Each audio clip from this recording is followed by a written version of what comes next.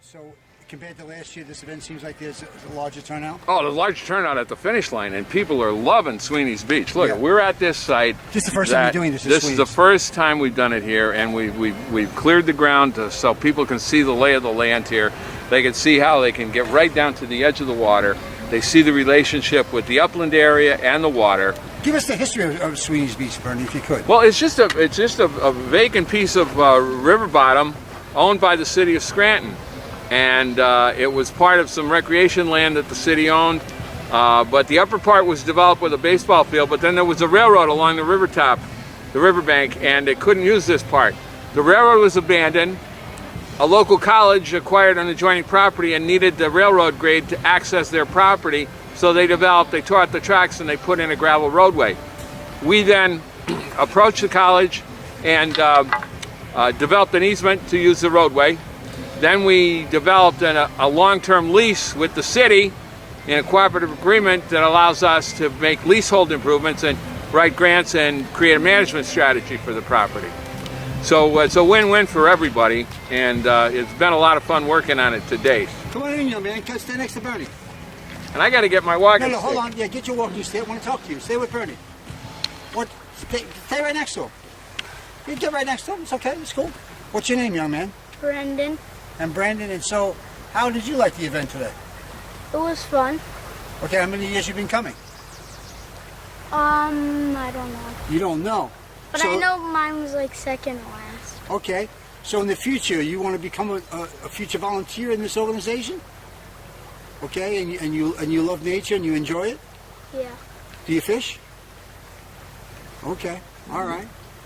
So I thank you for joining us and have fun, and you're enjoying today. All right. Well, thank you, Brendan, very much.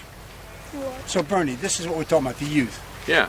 And this gives me hope that the insanity that's going on in the world, and especially in America right now, that there are young people, and today I told you I interviewed Russell Collins and his son Patrick. Yeah. Patrick is a biologist. I mean, the youth in that age group between 25 and 30, these are going to be the saviors of what you guys have started. Yeah, they got to continue on. Yeah, we have a lot of challenges in America with the Clean Water Act and the Clean Air Act, and creating sustainable communities where we can be competitive and successful in the 21st century economy, which is, again, a global economy.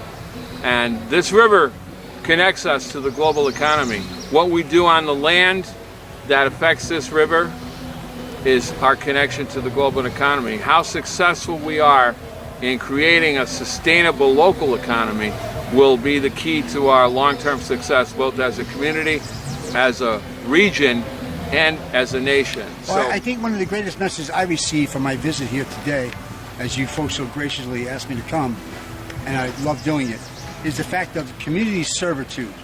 I mean, everybody comes here no matter what their political affiliation, Yeah. what their economic situation is. That's right. They come out because this river is something that they all are a part of.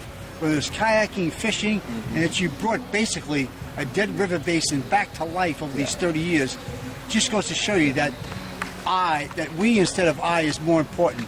Yeah. iPad, iMac, iPhone instead of me, I. We Yeah. is the answer, Bernie. Am I correct? Barbara is calling us to come up and Okay. pick the winners. Now, Okay, bye. Angela, I would just say, we the people is the critical element here. We have people of all political persuasions that they all care about this river and they all care about clean water. All right, Bernie, we'll continue.